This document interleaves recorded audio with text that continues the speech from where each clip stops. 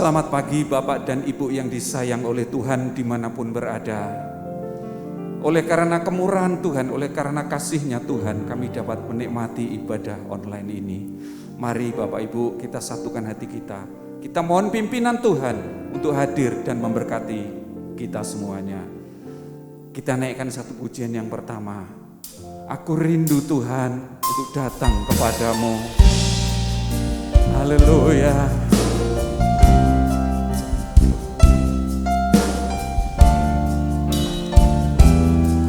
Kami rindu Tuhan.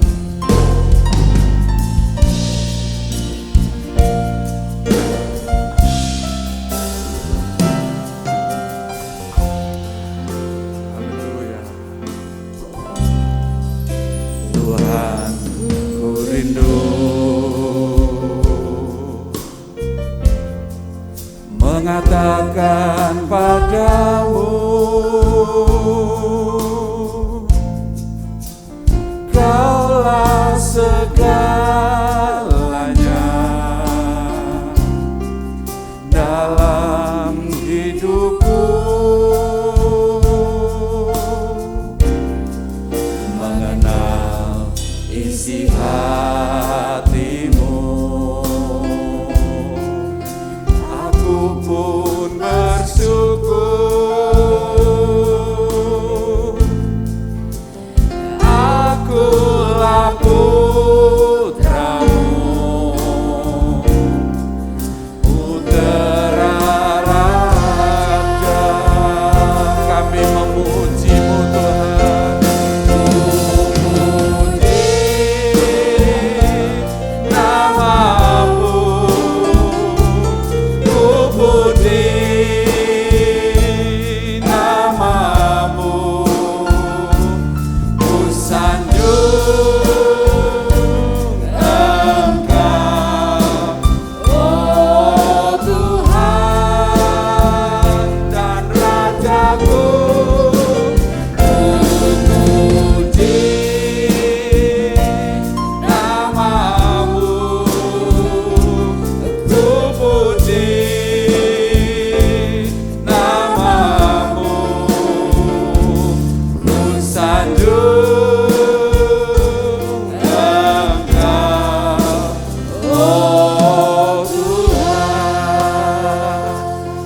benar-benar rindu kepadamu Tuhan.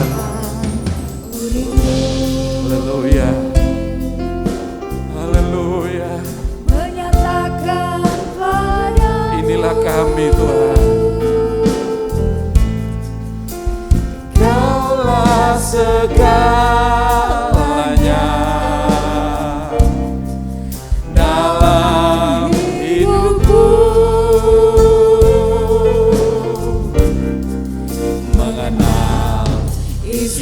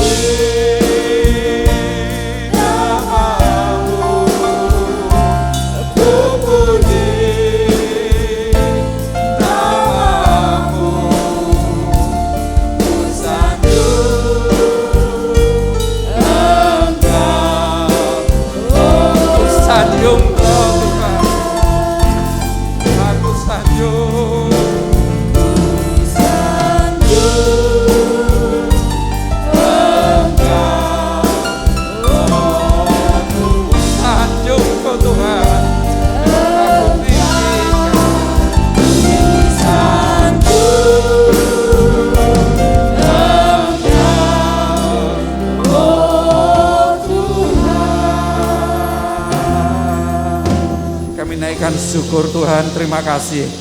Kami mohon kemurahan-Mu untuk ada di tengah-tengah kami. Ibadah kami ini Tuhan ditandai dengan darah-Mu, karena semua yang ada karena korban-Mu di kayu salib. Pimpinan Roh Kudus-Mu Tuhan ada bersama kami. Terima kasih Tuhan, dalam nama Tuhan Yesus Kristus. Haleluya. Amin. Mari Bapak Ibu, kemudian kita naikkan pujian kita yang kedua. Jikalau Tuhan mengajak kita kemanapun, biarlah kita selalu mengikutinya. Ikut Tuhan Yesus. Oh, mau berjalan dengan juru selamatku di lembah berbunga dan berair sejuk. Ya, kemana juga aku mau mengikutnya, sampai aku tiba di negeri Baka. Ikut Tuhan Yesus, ku tetap mendengar dan mengikutnya. Ikut Tuhan Yesus, ya kemana juga ku. Yang kedua, aku mau berjalan dengan juru selamatku di lembah badai yang menderu. Aku takkan takut di bahaya apapun, bila ku dibimbing tangan Tuhan. Haleluya. Ikut Tuhan Yesus, ku tetap mendengar dan mengikutnya.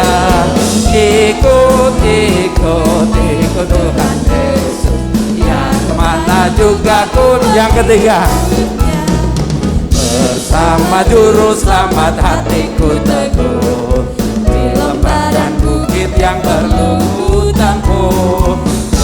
Tuhanku membimbing aku pada jalannya yang menuju rumah Allah yang baik. Oh haleluya.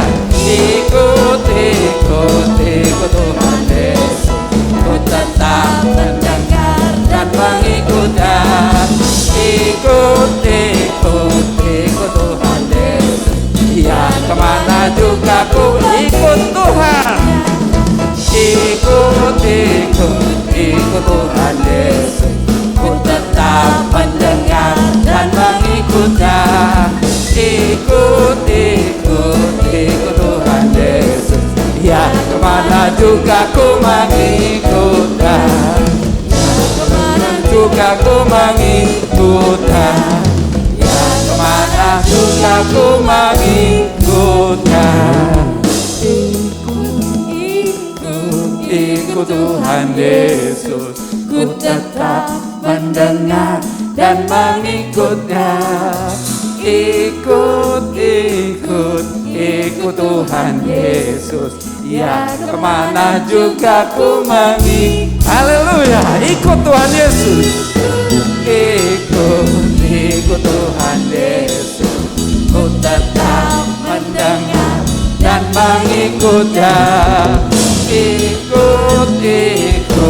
Ikut Tuhan Yesus, ya kemana juga ku mengikutnya. Ya kemana juga ku mengikutnya. Ya kemana juga ku mengikutnya. Haleluya. Haleluya. Haleluya. Tentu bukan ikut secara fisik Tuhan Yesus sebagai manusia lagi, bukan. Kita mengikut Tuhan adalah mengikut setiap perkataannya, setiap firman-Nya.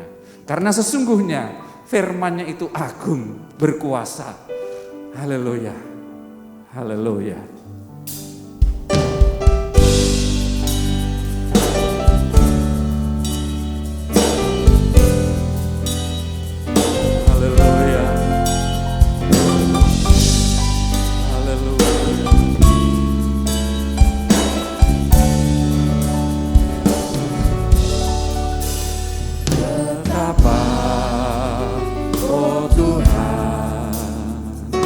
Firman-Mu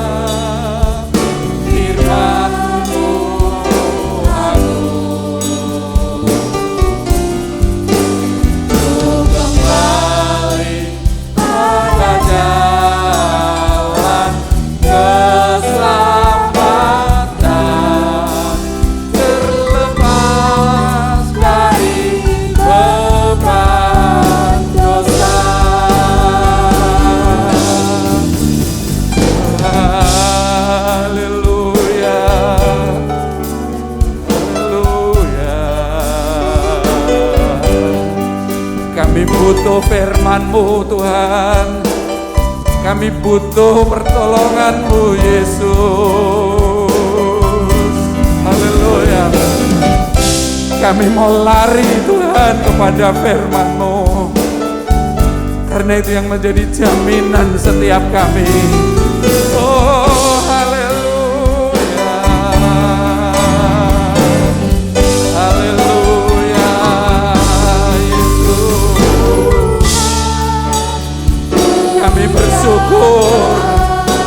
Kami bersyukur karena Engkau masih mempedulikan kami. Oh Yesus,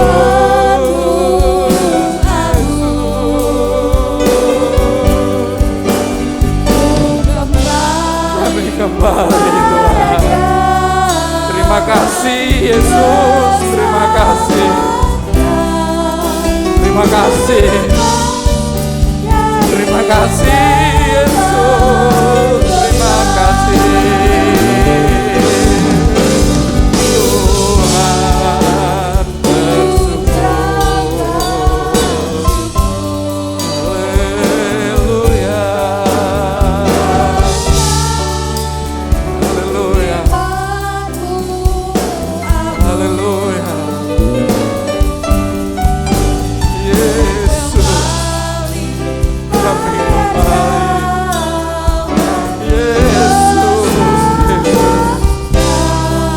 terima kasih Tuhan.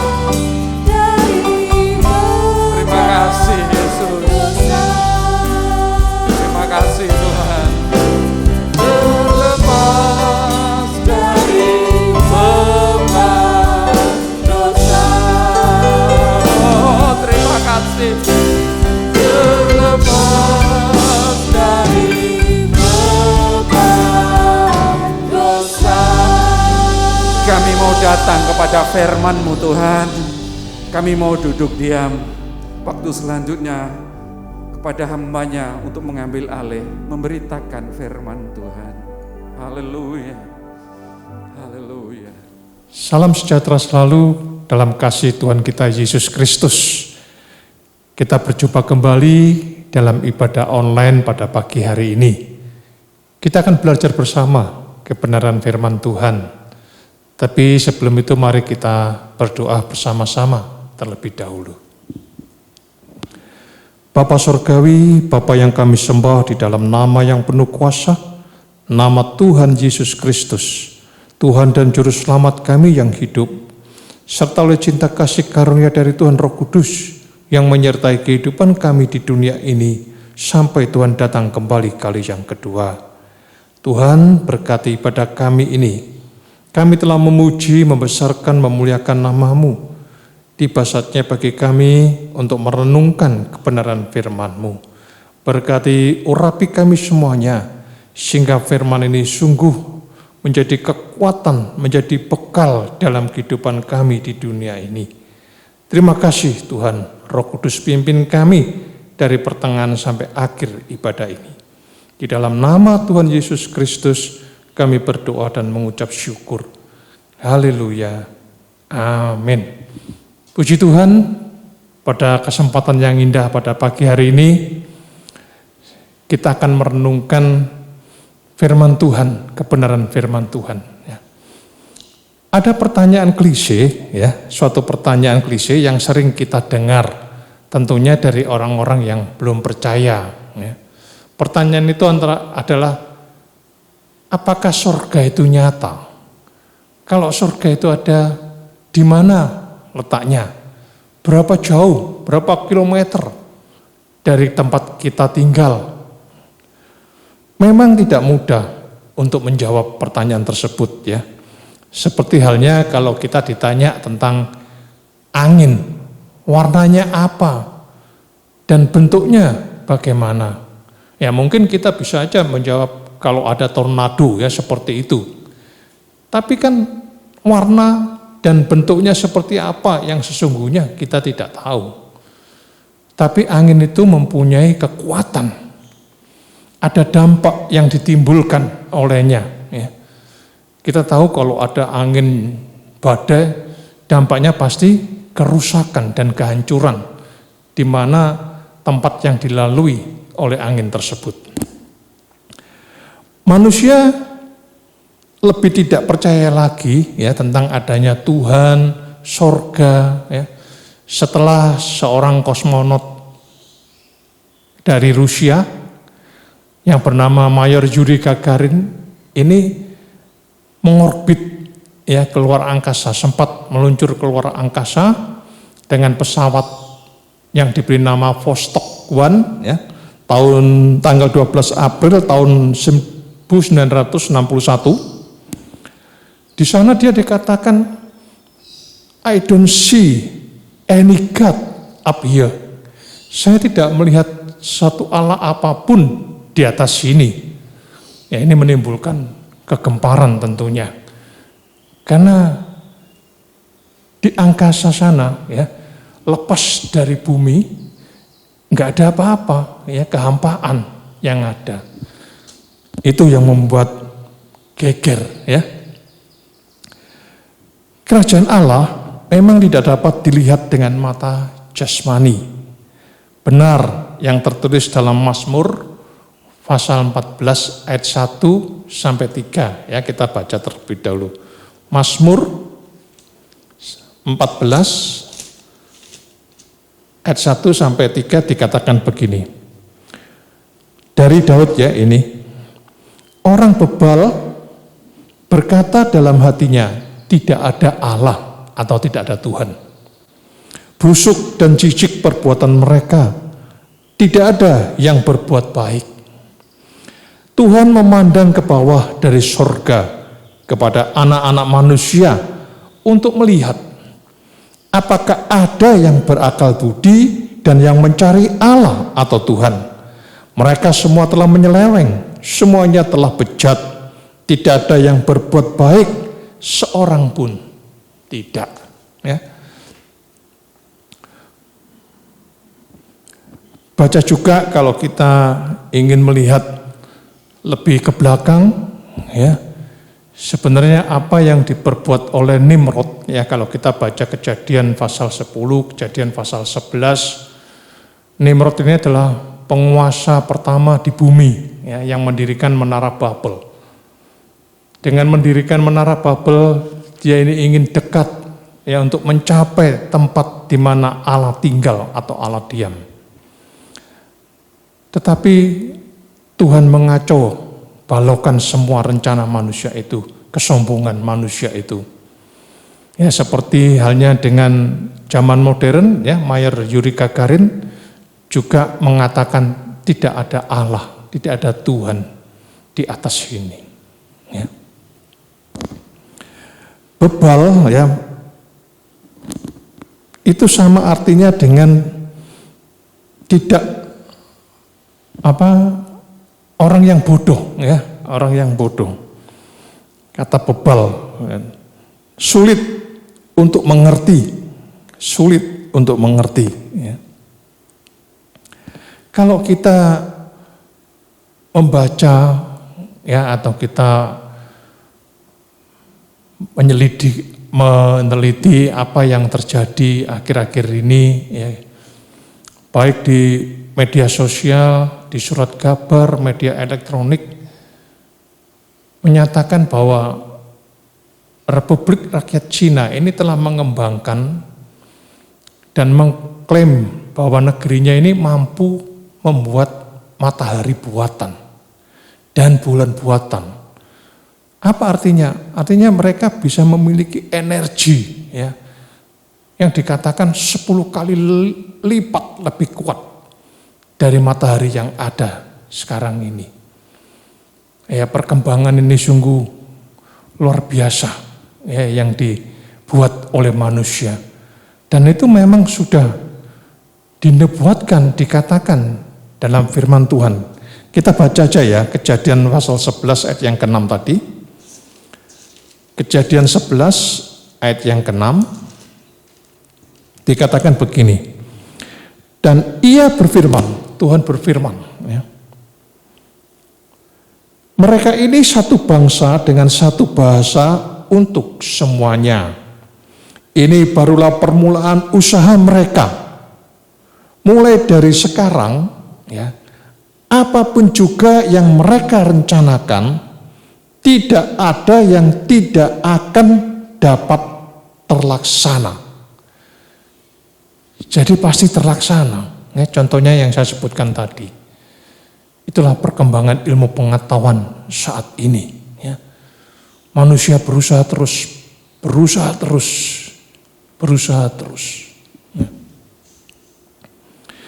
Injil Lukas pasal 17 ayat 20 dan 21, ya, waktu Tuhan Yesus masih ada di dunia, Tuhan berkata seperti ini, ya. Lukas, kita baca Injil Lukas. Lukas 17 ayat 20 dan ayat yang ke-21 terlebih dahulu. Atas pertanyaan orang-orang Farisi, apabila kerajaan Allah akan datang, ya, Yesus menjawab katanya, kerajaan Allah datang tanpa tanda-tanda lahiriah atau tanda-tanda yang bisa dilihat oleh mata. Ya. Juga orang tidak dapat mengatakan, lihat, ia ada di sini atau ia ada di sana. Sebab sesungguhnya kerajaan Allah ada di antara kamu. Ya.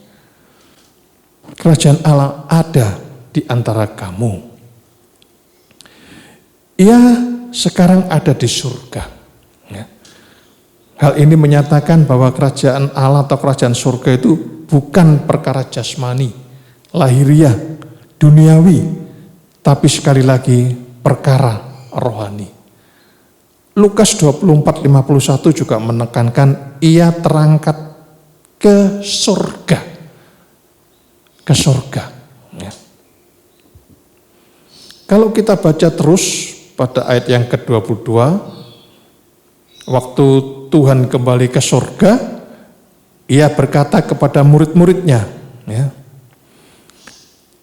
akan datang waktunya, ya ini Tuhan masih ada di dunia, ya belum ke surga. Akan datang waktunya, kamu ingin melihat satu daripada hari-hari anak manusia itu, dan kamu tidak akan melihatnya. Ya memang dia sudah ada di surga. Ya. Walaupun perkara rohani, ya, hal kerajaan surga, kerajaan Allah ini, tapi mempunyai dampak atau akibat dalam kehidupan kita di dunia ini, sekarang ini. Ya. Seperti yang dikatakan dalam 1 Korintus 4 ayat 20, bahwa kerajaan Allah bukan terdiri dari perkataan, tapi dari kuasa. Ada kuasa di dalamnya. Seperti yang saya berikan contoh adalah angin, tidak kelihatan. Tapi akibat yang ditimbulkan bisa dirasakan. Nah. Ada kuasa yang nyata yang bisa kita alami atau kita rasakan saat kita menjadi warga kerajaan Allah atau warga kerajaan surga. Puji Tuhan. Banyak pandangan orang, ya, termasuk orang Kristen sendiri, yang berpendapat bahwa surga itu ada di suatu tempat yang jauh, yang tinggi. Dan kita yang tinggal di dunia ini tidak mungkin atau sulit untuk mencapainya atau menjangkaunya. Sehingga orang Kristen sendiri akan menemui kesulitan dengan ayat firman Tuhan yang ada di 1 Tawarik 16 ayat 11, yang ada di Mazmur 105 ayat yang 4, yang menyatakan, carilah Tuhan dan kekuatannya, carilah wajahnya selalu. Bagaimana kita mencarinya? Ya. Dalam Hosea pasal 5 ayat 15 jelas di sana dikatakan begini, aku akan pergi pulang ke tempatku, kunya huruf besar, sampai mereka mengaku bersalah dan mencari wajahku. Ya, kunya juga huruf besar. Dalam perjanjian baru jelas ayat yang sangat terkenal. Dalam Matius pasal 6 ayat 33. Carilah dahulu kerajaan Allah dan kebenarannya, maka semuanya akan ditambahkan kepadamu. Nah, kalau kita tidak bisa mencari Kita tidak tahu bagaimana mencarinya. Apakah bisa ketemu? Tentu tidak, ya, tentu tidak. Dan apakah benar kita mengalami kesulitan dalam mencari kerajaan Allah dan Allah sebagai Raja? Tentu saja tidak. Ya jelas, sekali lagi tentu saja tidak. Kalau ada lirik sebuah pujian yang menyatakan bahwa Tuhan itu hanya sejauh doa, ya, maka pada kesempatan yang berbahagia ini saya katakan bahwa sorga itu tempat Tuhan berada hanya sebatas tangga. Hanya sebatas tangga. Ya, puji Tuhan.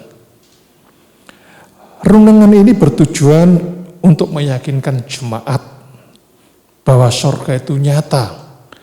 Dan kita yang masih di dunia ini dapat terhubung, ya saya garis bawahi, dapat terhubung dengan sorga.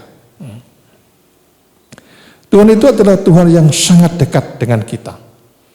Dia memperdulikan kita, menjaga kita, memelihara kita. Dia bukan Tuhan yang jauh dari kita. Bahkan dia Tuhan yang mau tinggal bersama dengan kita. Banyak ucapan-ucapan Tuhan yang menyatakan, jadilah menurut imanmu. Kalimat jadilah menurut imanmu, ini nilainya sama, bobotnya sama. Ketika firman itu mengatakan, jadilah terang, jadilah cakrawala. Sama. Jadi kalau kita mempercayai bahwa Tuhan itu bukan Tuhan yang jauh, Tuhan yang dekat, dekat sekali dengan kita, ya, jadilah menurut iman kita. Ya, puji Tuhan. Kita baca terlebih dahulu dalam Perjanjian Lama, ya. Dalam kitab Ulangan pasal 4 ayat yang ke-7 sampai 9. Ulangan ya pasal 4 ayat yang ke-7 sampai yang ke-9. Demikian ya firman Tuhan. Sebab bangsa besar manakah yang mempunyai Allah, huruf kecil ya, A-nya, yang demikian dekat kepadanya seperti Tuhan Allah kita, A huruf besar. Setiap kali kita memanggil kepadanya. Dan bangsa besar manakah yang mempunyai ketetapan dan peraturan demikian adil seperti seluruh hukum ini yang kubentangkan kepadamu pada hari ini. Puji Tuhan. Ayat yang ke-9 ini harus kita cermati juga. Tetapi waspadalah dan berhati-hatilah supaya jangan engkau melupakan hal-hal yang dilihat oleh matamu sendiri itu, dan supaya jangan semuanya itu hilang dari ingatanmu seumur hidupmu. Beritahukanlah kepada anak-anakmu dan kepada cucu cicitmu semuanya itu. Puji Tuhan. Kenapa? Ya, kenapa? Terutama ayat yang ke-7, 8 itu menyatakan betapa Tuhan itu dekat dengan umatnya pada zaman itu. Apalagi sekarang, ya setelah Kristus datang ke dunia ini. Pada ayat yang ke-9 dinyatakan bahwa tongkat estafet keimanan, ya, percayanya kita itu harus diteruskan sampai cucu cicit, ya, generasi berikutnya. Jangan sampai tongkat estafet iman itu terjatuh atau terputus. Ya. Saya beri contoh, misalnya ayah ibunya beriman, anaknya tidak, cucunya, cicitnya tidak beriman. Ini tidak boleh terjadi. Ya. Ini tidak boleh terjadi. Kalau kita baca Hakim-Hakim 2 ayat 10 dan 11 ya, di situ dikatakan akatan yang tidak mengenal Tuhan dan perbuatannya. Ya. Kalau kita urut-urut generasi setelah Musa, setelah Yosua, ini tidak lebih dari generasi ketiga atau generasi keempat. sudah tidak mengenal Tuhan. Karena apa? Tongkat estafet tadi nggak nyampe ke generasi berikutnya. Ya. Ini harus menjadi perhatian kita.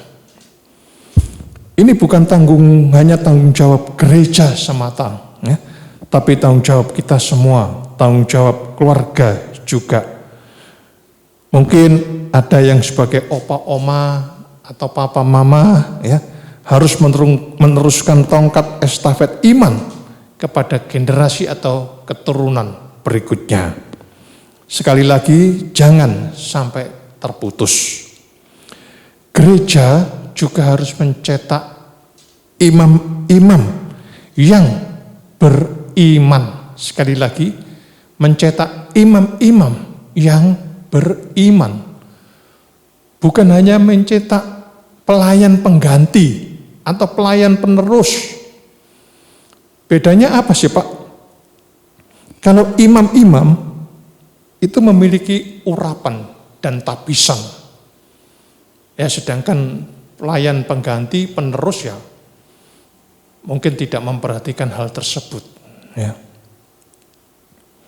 Seorang imam harus memiliki sekali lagi urapan dan tabisan. Ya. Bertanggung jawab penuh terhadap jabatan dan pekerjaan yang dipercayakan kepadanya. Pelayan atau imam yang mengutamakan Tuhan dan pekerjaan Tuhan. Bukan pelayan yang hanya melayani jika ada waktu atau hadir dalam ibadah kalau lagi tugas. Sedangkan kalau enggak tugas tidak ibadah. Ini tidak boleh terjadi. Ini tidak benar. Jangan pernah menjadi pelayan yang alaskan. Loh, apa itu Pak alaskan? Apa asalnya dari Alaska di Amerika? Bukan. Tapi pelayan yang banyak alasan. Alasan kan bisa dibuat-buat. Ya. Tapi kalau yang memang terhalang ya kita hormati. Tapi terhadap yang alasan yang dibuat-buat ini loh. Ya. Banyak sekali alasan. Kalau mendapat tugas dalam ibadah nggak bisa, ya contoh dengan alasan yang dibuat-buat. Tapi kalau acara di luar ada acara makan, jalan-jalan, pesta, reuni, ya siap mereka hadir. Nah, bagaimana ini? Ya kalau di luar jam ibadah ya nggak masalah mungkin. Tapi kalau pas itu hari ibadah, bagaimana? Ya. Sekarang ini masih ada kesempatan untuk memperbaiki kesalahan kita dan pelayanan kita. Ya. Kita pasti akan dimintai pertanggungjawaban untuk itu semua. Ya. Ada yang harus kita pertanggungjawabkan. Puji Tuhan.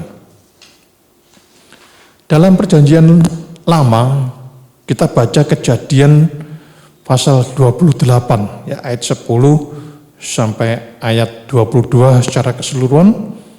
Nanti baca sendiri, kita akan baca ayat 12 sampai 17 saja. Kejadian 28, ayat 12 sampai dengan ayat yang ke-17 saja. Demikian firman Tuhan. Maka bermimpilah ia di sini Yakub, ya. Di bumi ada didirikan sebuah tangga yang ujungnya sampai di langit. Ada tangga yang ujungnya sampai di langit. Dan tampaklah malaikat-malaikat Allah turun naik di tangga itu. Berdirilah Tuhan di sampingnya dan berfirman. Dalam terjemahan lama dan terjemahan King James dikatakan, berdirilah Tuhan di ujung tangga itu, ya, di ujung tangga. Akulah Tuhan Allah Abraham nenekmu dan Allah Ishak. Tanah tempat engkau berbaring ini akan kuberikan kepadamu dan kepada keturunanmu. Ayat 14. Keturunanmu akan menjadi seperti debu tanah banyaknya dan engkau akan mengembang ke sebelah timur, barat, utara, dan selatan. Dan olehmu serta keturunanmu semua kaum di muka bumi akan mendapat berkat. Sesungguhnya aku menyertai engkau dan aku akan melindungi engkau kemanapun engkau pergi dan aku akan membawa engkau kembali ke negeri ini, sebab aku tidak akan meninggalkan engkau, melainkan tetap melakukan apa yang kujanjikan kepadamu. Ketika Yakub bangun dari tidurnya, berkatalah ia, sesungguhnya Tuhan ada di tempat ini, dan aku tidak mengetahuinya. Ia takut dan berkata, alangkah dahsyatnya tempat ini. Ini tidak lain dari rumah Allah. Ini pintu gerbang sorga. Yakub melihat suatu tangga dalam mimpi, dan malaikat Allah turun naik. Itulah kedekatan sorga dengan Yakub yang ada di dunia. Ya, puji Tuhan. Tuhan berdiri, ya, posisi Tuhan berdiri. Kalau kita baca Kisah Rasul 7 ayat 55, di sana juga dikatakan ketika Stefanus menghadapi maut, ya, kematian karena fitnah, ya, Stefanus ini melihat kemuliaan Allah, ya, dan Yesus berdiri di sebelah kanan Allah. Kata berdiri ini adalah sebagai bentuk penghormatan Tuhan kepada manusia, ya, yang sebenarnya hidupnya tidak berarti apapun di hadapan Tuhan, ya, tapi Tuhan memberikan penghormatan. Demikian juga kepada Yakub, Tuhan menghormati Yakub, menghormati imannya. Sebutan si tukang mimpi itu ditujukan kepada Yusuf. Tapi saya percaya bahwa Yakub pun demikian. Karena Yakub pun sering mendapat mimpi dan dia bertindak atas mimpinya itu. Ya, dia percaya dan dia bertindak atas mimpinya itu. Kalau kita berhitung masalah umur atau usia dari Abraham, Ishak, dan Yakub, kita bisa mengetahui bagaimana pertumbuhan rohani si Yakub. Itu adalah pengaruh dari opanya Abraham, dari ayahnya Ishak turun kepada Yakub, ya, sebagai generasi yang ketiga. Abraham meneruskan tongkat estafet imannya kepada Ishak, anaknya, dan Yakub, cucunya. Ya. Baca Ibrani 11 ayat yang ke-9. Abraham, Ishak, dan Yakub pernah hidup bersama dalam satu kemah. Kejadian 25 ayat 27 dan 28 menerangkan di sana bahwa Yakub ini tumbuh menjadi seorang yang suka tinggal di rumah, di kemah, ya. Seorang yang tenang, yang suka tinggal di kemah. Kata tenang dari bahasa aslinya itu tam, tulisannya TAM, ya, yang mempunyai arti tulus atau saleh, ya. Orang yang saleh itu orang yang hidup beribadah dan taat, hidup beriman dan suci. Itu pengertian saleh. Pribadi yang tenang, ya, kita bisa tahu bagaimana pribadi yang tenang itu. Mazmur 62 ayat 2 mengatakan, hanya dekat Allah saja aku tenang. Jadi ini pribadi yang suka dekat dengan Tuhan. Bagaimana mendekat dengan Tuhan? 1 Petrus 4 ayat 7 katakan, kesudahan segala sesuatu sudah dekat, karena itu kuasailah dirimu dan jadilah tenang, supaya kamu dapat berdoa. Jadi tenang, kita tahu, ya, dia tulus, dia saleh, dia mempunyai kedekatan dengan Tuhan, dan dia suka untuk mendekat dengan Tuhan dalam doa-doanya. Puji Tuhan. Esau, gambaran orang yang memiliki kesibukan, ya, berburu, bekerja tanpa memperdulikan perkara-perkara rohani. Kita bisa baca Filipi 3 ayat 19, ya, yang pertuhankan perut, pikirannya, ya, semata-mata tertuju kepada duniawi. Juga kalau kita baca Roma 16 ayat 17 dan 18, ada juga pelayan perut, ya. Baca sendiri. Pada ayat yang ke-28 dari Kejadian 25 tadi, Dikatakan Ishak ini sayang kepada Esau. Sebab ia suka makanan daging, makan daging buruan. Ya, yang diburu oleh Esau itu disukai oleh Ishak. Jadi sayangnya ini hanya sayang karena makanan. Yes. Karena makanan.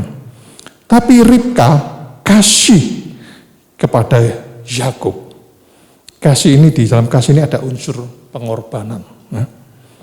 Ini memberikan pelajaran kepada kita semua, ya, kepada para orang tua, agar kita jangan hanya bangga dengan prestasi atau hasil-hasil yang dicapai, yang menurut ukuran dunia.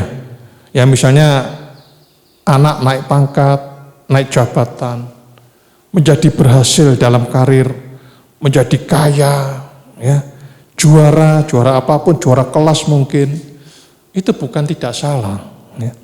Tapi banggalah dan bersyukurlah kepada Tuhan jika memiliki anak yang hidup beriman dan takut akan Tuhan.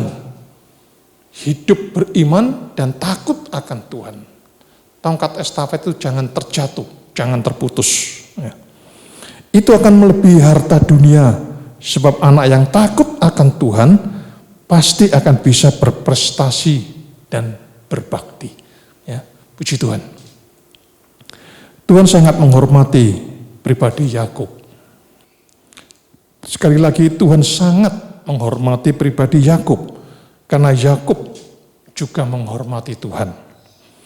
Apa yang dilihat oleh Yakub dalam mimpinya itulah yang menjadi imannya. Ya. Bahwa surga itu hanya setinggi atau sejauh tangga. Semula saya juga berasumsi bahwa tangga itu sangat tinggi, sangat jauh, ya. Tetapi beberapa pakar Alkitab menyatakan dari buku-buku yang saya baca bahwa tangga itu hanya tangga rumah, ya, sebatas tinggi rumah pada masa itu. Ya, puji Tuhan. Berarti sekali lagi kerajaan Allah itu sangat dekat dengan kita. Dalam perjanjian baru kita baca, ya, Injil Yohanes pasal 1 ayat 43 sampai 51. Ini saya sebut tangga kedua. Yang kejadian 28 tadi sebagai tangga pertama. Walaupun tidak ada kata-kata tangga dalam Injil Yohanes 1 ayat 51, tapi di sana disebutkan malaikat Tuhan turun naik. Seperti pada zaman Yakub, ini tentu bukan sesuatu yang jauh, yang berjarak tinggi, ya. Sesuatu yang dekat, kerajaan Allah dekat dengan kita. Kita baca, ya, Injil Yohanes pasal 1 ayat yang ke 43 sampai 51. Tapi saya baca dari ayat 45, ya, 45 saja. Filipus bertemu dengan Natanael dan berkata kepadanya, "Kami telah menemukan Dia yang disebut oleh Musa dalam kitab Taurat dan oleh para nabi, yaitu Yesus anak Yusuf dari Nazaret." Kata Natanael kepadanya, "Mungkinkah sesuatu yang baik datang dari Nazaret?" Kata Filipus kepadanya, "Mari dan lihatlah." Yesus melihat Natanael datang kepadanya, lalu berkata tentang dia, "Lihat, inilah seorang Israel sejati, tidak ada kepalsuan." Nah, ini saya garis bawahi. Tidak ada kepalsuan di dalamnya, kata Natanael kepadanya. "Bagaimana engkau mengenal aku?" Ya. Jawab Yesus, "Sebelum Filipus memanggil engkau, aku telah melihat engkau di bawah pohon ara." Kata Natanael kepadanya, "Rabi, engkau anak Allah, engkau raja orang Israel." Yesus menjawab katanya, "Karena aku berkata kepadamu, aku melihat engkau di bawah pohon ara, maka engkau percaya. Engkau akan melihat hal-hal yang lebih besar daripada itu." Lalu kata Yesus kepadanya, "Aku berkata kepadamu, sesungguhnya engkau akan melihat langit terbuka dan malaikat-malaikat Allah turun naik kepada anak manusia. Puji Tuhan, yes. Puji Tuhan. Luar biasa Tuhan kita, ya. Sewaktu Natanael mendengar kabar dari Filipus ya tentang keberadaan Yesus dari Nazaret, dia komentar, mungkinkah sesuatu yang baik dari Nazaret? Ya, dia tidak mengetahui kalau Yesus lahir di Bethlehem pada saat itu. Tapi setelah Natanael mendengar pernyataan Tuhan Yesus, ya, pernyataan yang pertama, yang kedua, lihat inilah seorang Israel sejati. Tidak ada kepalsuan. Dan yang kedua, Filipus memanggil engkau, aku telah melihat engkau di bawah pohon ara. Sebelum Filipus memanggil engkau. Dari dua pernyataan itu ada perubahan dalam pandangan Natanael mengenai Yesus. Sebelumnya dia hanya menyebut Tuhan itu dengan sebutan engkau pada ayat yang ke-8. Tapi kemudian berubah menjadi rabi atau guru. Engkau adalah anak Allah, engkau raja orang Israel. Ada perubahan dalam pengenalan kepada Yesus. Ada pertumbuhan dalam pengenalan itu. Ya. Sampai pada ayat selanjutnya, sesungguhnya engkau akan melihat langit terbuka dan malaikat Allah turun naik kepada anak manusia. Siapa yang mempunyai, siapa yang mau bertumbuh imannya, Tuhan pasti akan mempercayakan hal yang lebih besar dari itu. Puji Tuhan.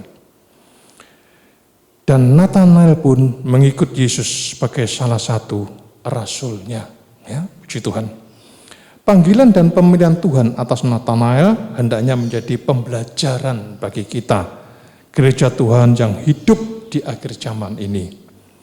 Pesan firman Tuhan yang ada, yang sudah kita baca bersama tadi, jangan menjadi Kristen yang palsu, yang bertopeng, ya, atau Kristen yang pura-pura, tapi jadilah Kristen yang sejati, imannya sejati, kasihnya sejati, ya, agar kita dapat melihat dan masuk kerajaan Allah. Puji Tuhan, ya. Kristen yang bertopeng, ya, itu wajahnya tampak manis, tapi hatinya penuh dengan kepahitan hidup. Ya. Bukan kekristenan yang hanya memberikan kesan yang baik di luarnya saja, yang dikehendaki oleh Tuhan. Ya. Manis di luar, memberi kesan baik di luar, tapi di dalamnya tidak. Ya, bukan seperti itu. Luar dan dalam harus sama baiknya. Seperti Tuhan Yesus mengecam para ahli Taurat dan orang Farisi dalam Matius 23 ayat 27-28 dikatakan seperti kuburan. Ya. Luarnya bagus, putih, ya, dilabur putih, tapi dalamnya isi tulang belulang. Hati kita, ya, harus kita perhatikan, kita waspadai.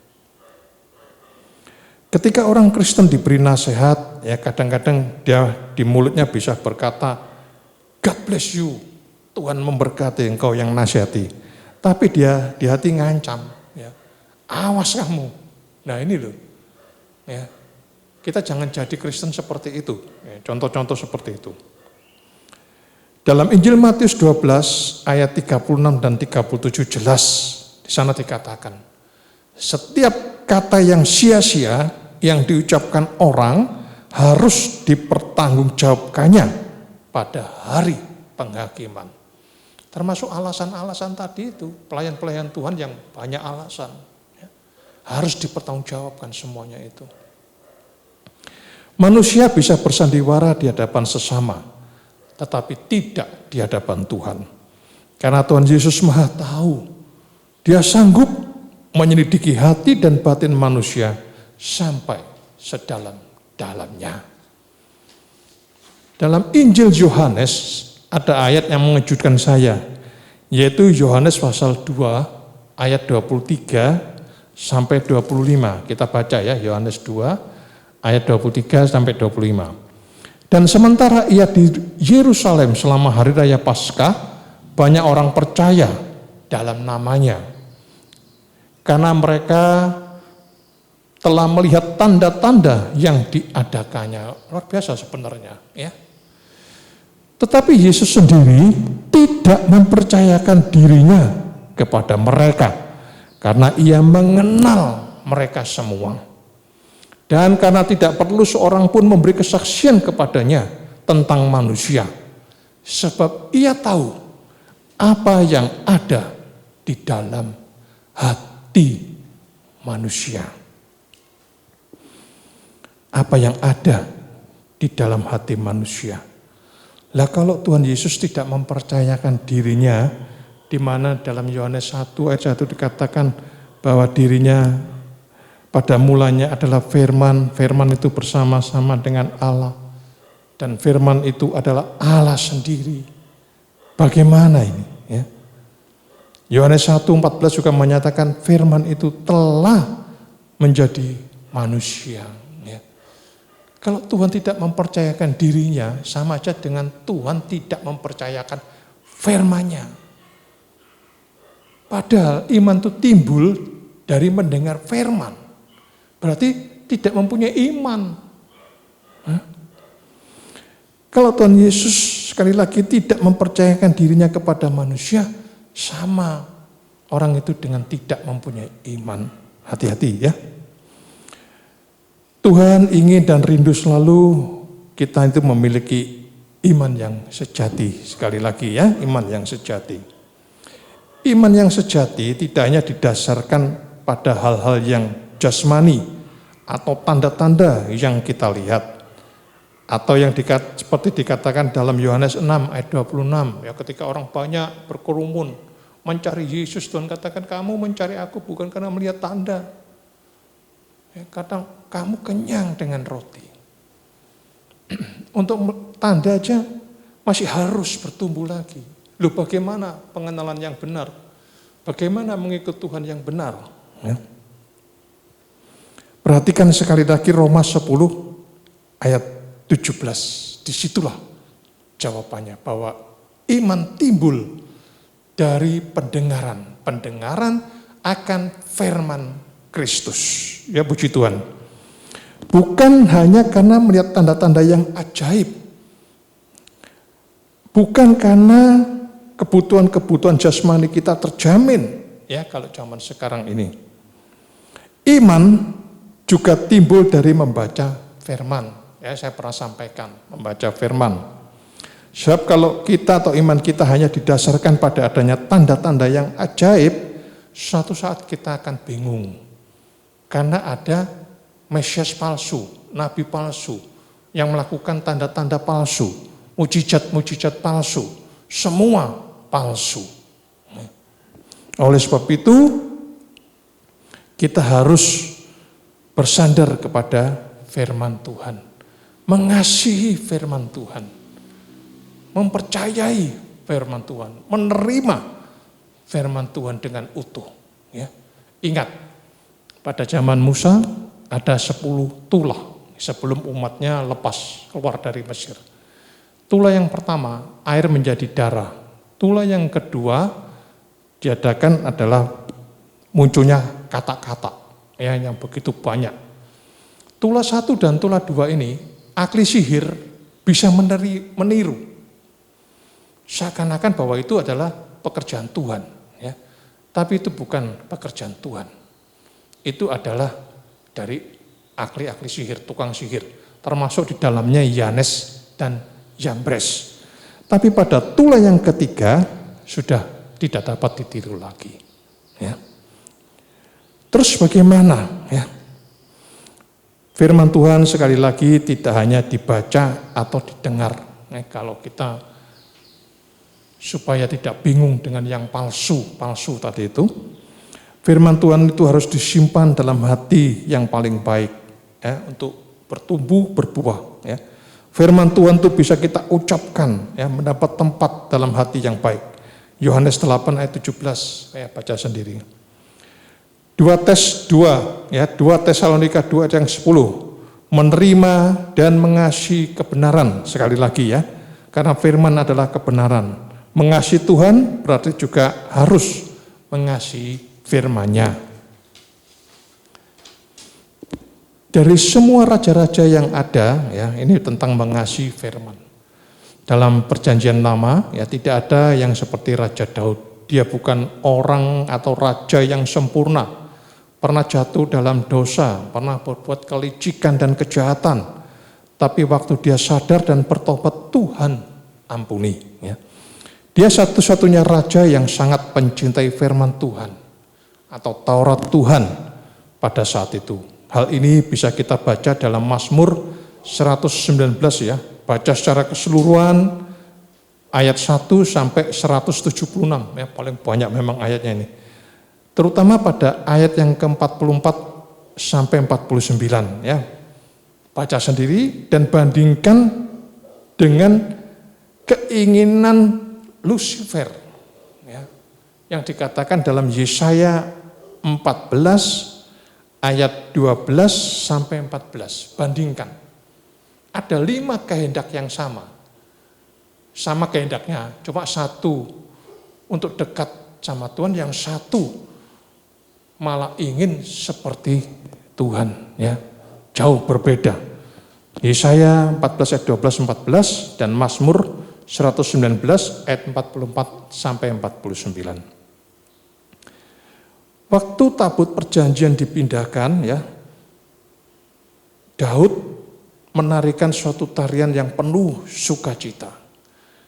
Karena dia akan dekat dengan hadirat Tuhan ya. Tabut dipindah dari rumah Abinadab maunya ke Yerusalem. Ya, tapi ada satu peristiwa Usa, akhirnya berhenti di rumah Obed-Edom. Ya. Cara mengangkut tabut yang salah, ya. 2 Samuel 6 ayat 1 sampai 5. Daud tidak memakai efod pada saat itu. Tapi setelah Daud tahu, menyadari kesalahannya, ya, Daud pada 2 Samuel 6 ayat 14 dikatakan dia memakai efod. Ya. Efod ini sebenarnya baju seorang imam. Jadi sekali lagi pelayan Tuhan itu harus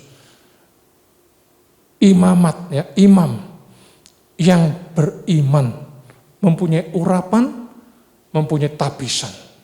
Puji Tuhan. Ya. Beda dengan ayat 14. Ya, tadi saya katakan Daud memakai pakaian imam. Kita juga harus menyadari siapa yang kita hadapi pada saat kita beribadah. Dalam Ibrani 12, baca sekali lagi, ayat 18 sampai 29, kita diingatkan untuk tidak sembarangan dalam ibadah. Apalagi untuk pelayan-pelayan Tuhan. Layanilah Tuhan dengan sungguh-sungguh, sebagai sekali lagi seorang imam yang memiliki urapan dan tabisan. Baik kita melayani di gereja maupun kita hidup bermasyarakat di luar, tidak ada kepalsuan. Tuhan akan bangga dan menghormati pelayan-pelayan yang demikian. Puji Tuhan, setelah kita membicarakan tangga Yakub, tangga Kristus, ya saya sebutkan begitu, sekarang kita pada bagian yang terakhir adalah tangga Petrus untuk gereja Tuhan. Rasul Petrus adalah seorang rasul yang mempunyai tekad yang kuat untuk membela Tuhan. Ya, terbukti pada saat peristiwa perjamuan malam, percakapan dalam perjamuan malam, ya sebelum Yesus ditangkap. Matius 26 ayat 33. Petrus mengatakan, biar semua tergoncang imannya, aku sekali-kali tidak. Demikian juga dalam Lukas 22 ayat 33, Petrus menjawab Tuhan, aku bersedia masuk penjara dan mati bersama-sama dengan engkau. Ya, meyakinkan. Tapi apa yang terjadi? Waktu Yesus ditangkap dan dibawa ke tempat imam besar, Petrus ketemu dengan seorang hamba perempuan, hamba imam besar itu ya, hamba perempuan, yang mengatakan bahwa Petrus ini termasuk orang-orang yang bersama Yesus. Tapi apa jawab Petrus? Bukan, aku tidak kenal dia. Bahkan itu sampai 3 kali terucap. Matius mencatat ya dalam Matius 26 ayat 74, mulailah Petrus mengutuk dan bersumpah, aku tidak kenal orang itu. Apakah Tuhan mendengar ucapan Petrus? Ya, pasti mendengar. Dan kita bisa merasakan betapa sedih hati Tuhan Yesus dengan penyangkalan Petrus itu. Kita sebagai orang Kristen, mungkin kita tidak menyangkal seperti yang dilakukan oleh Petrus. Tapi tanpa kita sadari, kita juga melakukan penyangkalan itu. Kita baca ya, Titus 1 ayat 16. Titus 1 ayat 16, demikian firman Tuhan. Mereka mengaku mengenal Allah, tetapi dengan perbuatan mereka menyangkal Dia. Mereka keji dan durhaka dan tidak sanggup berbuat sesuatu yang baik. Jadi ada orang yang dengan mulut mungkin kita tidak terang-terangan seperti Petrus, kita menyangkal, aku nggak kenal Kristus. Tapi dengan perbuatan, kita termasuk orang yang menyangkal. Hati-hati ya, hati-hati. Puji Tuhan ya, saya lanjutkan. Dengan perbuatan kita yang tidak sesuai dengan kehendaknya, kita telah menyangkal Tuhan ya, sekali lagi. Roma 7 ayat 12, jika aku mendaki perbuat apa yang baik, yang jahat itu ada padaku. Tetapi syukur kepada Tuhan Yesus, Tuhan yang berdoa untuk Petrus pada saat itu, sehingga Petrus tidak jatuh dan imannya tidak gugur. Tuhan yang sama berdoa buat kita semua. Dia sebagai imam besar agung saat ini bersyafaat untuk gerejanya, untuk saudara dan untuk saya. Puji Tuhan. Petrus dengan semua pengalamannya itu akhirnya menulis sebuah surat dan mengajak kita untuk bertumbuh dan bertambah-tambah dalam pengenalan kita akan Tuhan dan Juru Selamat kita, yang keberadaannya hanya sebatas tangga. Kalau menurut Petrus di sini, sejauh anak tangga Petrus, ya 7 anak tangga Petrus. Kita baca 2 Petrus 1 ayat 1 sampai 11. Jemaat dalam membaca ini baca biasa dalam versi terjemahan baru ya. Tetapi pada kesempatan ini saya ingin membaca dari versi King James Version Indonesia ya. Karena ada beberapa perbedaan, sebelumnya bukan perbedaan tapi kata-kata perbendaharaan katanya lebih pas di dalam King James ini ya, King James Version. Dari ayat yang pertama saya bacakan. Dari Simon Petrus, seorang hamba dan seorang rasul Yesus Kristus, kepada mereka yang sudah beroleh iman yang sama indahnya melalui kebenaran Allah dan Juru Selamat kita Yesus Kristus. Iman yang indah. Kalau versi firman Allah yang hidup dikatakan iman yang berharga. Ya. Anugerah dan sejahtera berlipat ganda bagimu di dalam pengenalan akan Allah dan akan Yesus Tuhan kita. Ayat 3, sebagaimana kuasa ilahinya memberi kita segala sesuatu yang berhubungan dengan hidup dan ibadah. Ya jelas, berhubungan dengan hidup dan ibadah melalui pengenalan akan Dia yang sudah memanggil kita kepada kemuliaan dan kebajikan. Dengan jalan itu, Ia telah memberi kita janji-janji yang sangat besar dan berharga dengan ibadah tadi lo ya. Dan hidup mengenal, berusaha untuk mengenal Tuhan Yesus Kristus. Dengan jalan itu, Ia telah memberi kita janji-janji yang sangat besar dan berharga. Supaya melalui hal ini, kamu boleh mengambil bagian dalam sifat ilahi itu, sambil melepaskan diri dari kebinasaan yang ada di dalam dunia oleh karena hawa nafsu. Ayat yang kelima, ya ini tangga pertama. Dan di samping itu hendaklah kamu sungguh-sungguh berusaha menambahkan pada imanmu, iman, kebajikan, dan kepada kebajikan, pengetahuan, dan kepada pengetahuan, penguasaan diri, kepada penguasaan diri, ketekunan, dan kepada ketekunan, kasih sebagai saudara, pada ketekunan, ibadah, satu lagi, maaf. Dan pada ketekunan itu ibadah. Kalau dalam terjemahan baru dikatakan hidup yang saleh, ya, ibadah atau kesalehan. Kesalehan itu seperti yang tadi saya jelaskan, ada unsur iman, suci, taat, segala perintah Tuhan, ya, beribadah dengan sungguh-sungguh. Dan pada ibadah itu kasih sebagai saudara, dan kasih sebagai saudara, kasih ilahi. Kasih ilahi. Kita dimampukan untuk mengasihi Tuhan dengan segenap hati, kekuatan, ya, akal budi. Hati, jiwa, kekuatan, akal budi. Dan mengasihi sesama seperti diri sendiri. Ini bukan hal yang mudah. Tanpa Roh Kudus kita tidak mampu melakukannya pada zaman seperti ini, ya.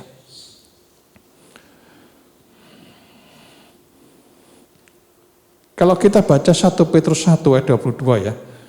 Karena kamu telah menyucikan dirimu oleh ketaatan kepada kebenaran, sehingga kamu dapat mengamalkan kasih persaudaraan yang tulus ikhlas, hendaklah kamu bersungguh-sungguh saling mengasihi dengan segenap hatimu. Ya. Roma 12 ayat 9 juga mengatakan kasih, jangan pura-pura. Ya. Kasih ilahi ini bukan kasih yang mudah, kita harus minta pertolongan Roh Kudus. Kita sangat-sangat bergantung kepada Roh Kudus dan firman-Nya, ya, seperti gereja mula-mula. Coba bayangkan sebentar saja, ya, perkembangan dunia ini ke depan nantinya bagaimana. Dengan memasuki zaman revolusi industri 4 atau zaman robotik ini, semua akan dikerjakan dengan mesin, ya. Sekarang ini dengan adanya smartphone, HP, ya, sudah beberapa lapangan pekerjaan tutup. Antara lain wartel, ya, yang mencetak kartu Natal, pos, transfer uang, atau ambil uang ini sekarang sudah cukup di ATM, mesin, ya. Juru foto atau fotografer, ya. Dan masih banyak lainnya nanti. Semua itu akan menggenapi munculnya seorang pemimpin dunia, ya, antikris, yang seolah-olah bisa menyelamatkan dunia, tapi tidak. Karena apa? Angka pengangguran, ya, akan meningkat dengan drastis. Oleh sebab itu, inilah saat-saat kita harus cinta Tuhan dan firman-Nya. Dia tetap juru selamat sampai selama-lamanya, ya. Tidak ada yang lain. Kita lanjutkan, ya, ayat yang terakhir, kita baca ayat yang 8. Sebab jika semua ada di dalammu dan berlimpah-limpah, ya, langkah-langkah tadi, maka itulah yang mencegah kamu daripada hidup sia-sia ataupun menjadi bantut. Bantut itu artinya tidak berbuah. Di dalam pengenalan akan Tuhan kita Yesus Kristus.